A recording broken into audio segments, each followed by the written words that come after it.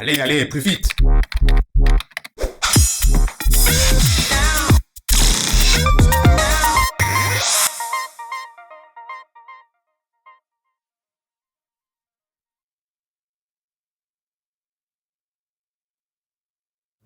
Quand l'ouvrière dit autrefois on tricotait le travail et maintenant on tricote les ouvrières, elle raconte bien comment l'espace de délibération, qui était un espace improvisé, un peu autour de la tasse de café, le matin en arrivant, comment tu te débrouilles toi avec ces pots-là, comment tu fais pour fermer si vite, le cadre de carton autour, comment tu fais pour pas t'emmêler les pinceaux, enfin, tous les savoir-faire qui se transmettaient comme ça de manière informelle, tous ces temps de délibération du travail ont disparu.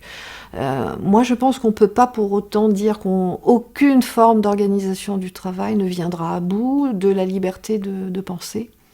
Et qu'en tout cas, les chaînes ne pourraient pas fonctionner si les ouvriers n'y mettaient pas encore du savoir-faire, du zèle, de l'inventivité personnelle. Peut-être que l'idéologie la plus effrayante, c'est celle qui consiste à penser nous avons prescrit le travail et donc l'ouvrier a les moyens de l'exécuter. C'est faux. C'est faux. La prescription qui tombe, encore une fois, du bureau des méthodes, elle ne rend absolument pas compte de la rencontre entre le réel et la prescription. Et c'est dans cette marge que l'ouvrier probablement, ou le salarié est ramené à la convocation de la souffrance, mais qu'il est aussi ramené à la convocation de son inventivité personnelle. Qu'est-ce qu'il va pouvoir trouver charnellement, corporellement, psychiquement, pour que ça soit supportable, et surtout pour que le travail se fasse. Je pense que tout le monde va tous les jours au travail en se disant il faut que le travail se fasse. L'engagement éthique est probablement encore plus fort maintenant, que chaque ouvrier s'en débrouille avec son fonctionnement fantasmatique à lui. Il y a sûrement l'ouvrier sur la chaîne de l'atelier agroalimentaire qui coupe le aileron gauche du poulet toute la journée et qui probablement va se stimuler sur le plan sensoriel avec un Walkman puisqu'ils sont autorisés. Il y a la femme qui va réfléchir à l'organisation du repas du soir. Et puis il y a probablement aussi les moments d'absence où le corps va fonctionner comme ça, un peu à vide. Alors, il est évident que ce type de travail, ce type d'organisation du travail aplatit le fonctionnement mental. Et qu'on peut se demander comment l'ouvrier s'en débrouille. L'ouvrier, il n'est pas construit sans imaginaire, et est-ce qu'il le dépose dans son casier lorsqu'il enfile sa blouse et sa charlotte dans l'entrée de l'atelier? Sûrement pas. Qu'est-ce qu'il doit convoquer comme défense personnelle?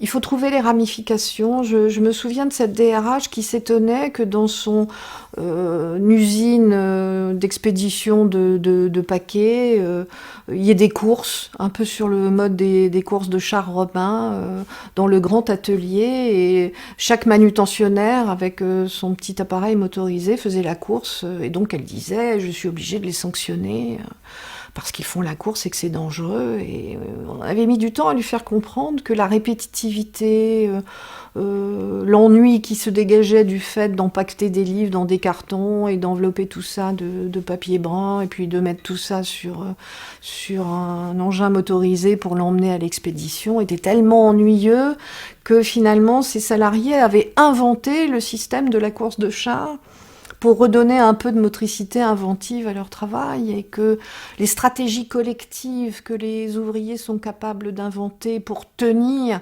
la souffrance ou l'usure mentale que leur impose un travail répétitif sont infinies. Elles sont souvent assez estampillées par rapport à un collectif, un donné, un type de travail. On sait que dans le BTP, par exemple, les stratégies collectives, elles tournent autour de la convocation de la virilité, puisqu'il s'agit au fond de ne pas avoir peur d'aller sur l'échafaudage, malgré toutes les campagnes de sécurité qui ont pu être faites, nier la peur, dire qu'il n'y a pas de danger à grimper sur un échafaudage alors qu'on a pu voir un copain un mois auparavant tomber et se tuer entre deux tiges d'acier, ça nécessite de mettre en place non pas des défenses individuelles, mais encore une fois des défenses collectives. Là, le fonctionnement collectif est à ce moment-là extrêmement précieux.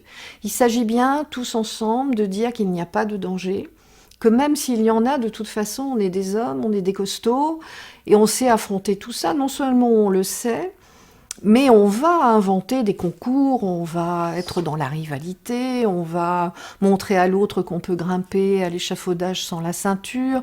Il faut se souvenir de ces photos extraordinaires des ouvriers sur les poutrelles d'acier, sur les gratte-ciel à New York, en train de faire leur pause déjeuner. C'est quoi ça? C'est pour montrer qu'ils n'ont pas peur de la mort. C'est une...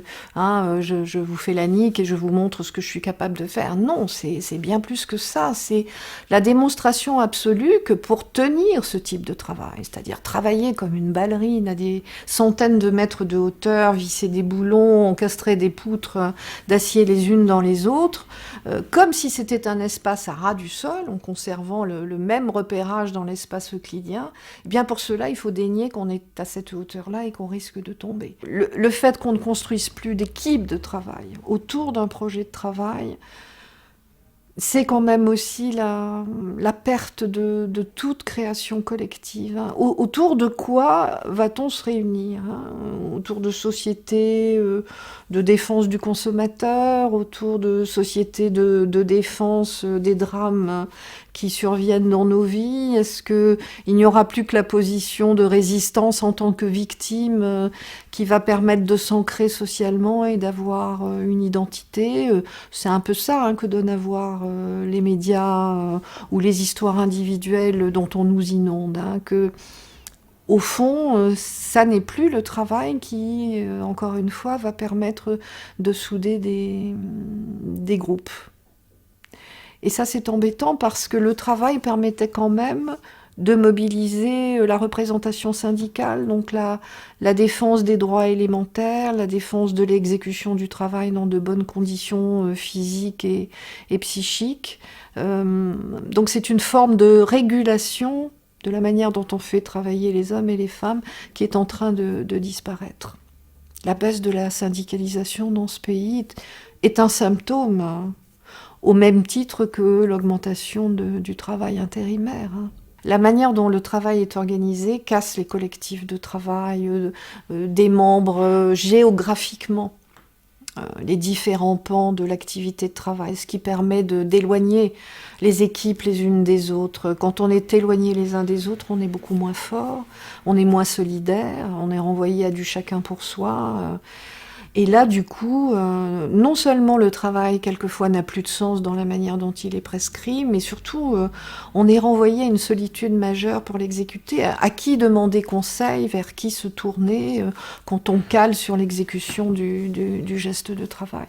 Même dans l'atelier, les ouvrières, qui sont quelquefois 300, 400, peuvent dire ça. Que dans ce bruit-là, dans cet entassement-là, elles sont quand même dans une immense solitude parce que la solitude est majeure pour tout le monde et la solidarité a disparu. Vous voyez, j'ai fait une confusion, les deux mots commencent de la même manière. Solitude et solidarité.